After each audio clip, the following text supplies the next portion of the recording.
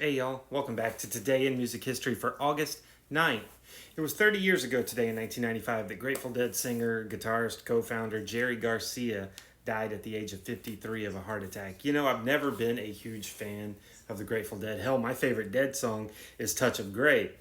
Yeah, but I know how much they meant to a lot of people, and I know how much Jerry meant to him. So, yeah, he had been inducted into the Rock and Roll Hall of Fame in 1994, along with the rest of the band.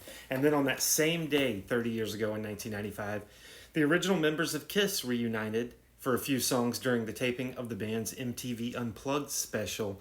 Ace Frehley and Peter Criss turned up to play through acoustic versions of Beth.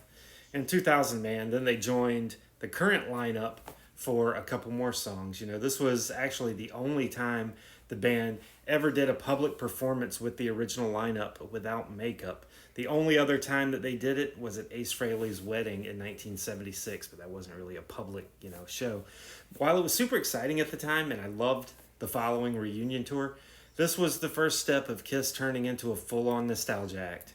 And it was 39 years ago today in 1986 that Queen played their final live show with Freddie Mercury.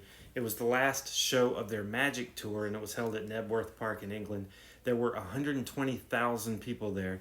Even the band at the time didn't know that it would be the last show. Freddie Mercury would pass away 5 years later. The last song they played was appropriately We Are the Champions, followed by a version of God Save the Queen that was played over the PA. And happy birthday to Whitney Houston, who would have been 62 today. She passed away in 2012 at the age of 48. Pete Thomas of The Attractions turned 71, and Wanda Young of the Marvelettes would have been 82 today. She passed away in 2021 at the age of 78. The Marvelettes are, of course, known for their number one hit, Please, Mr. Postman, that was later covered by the Beatles and the Carpenters.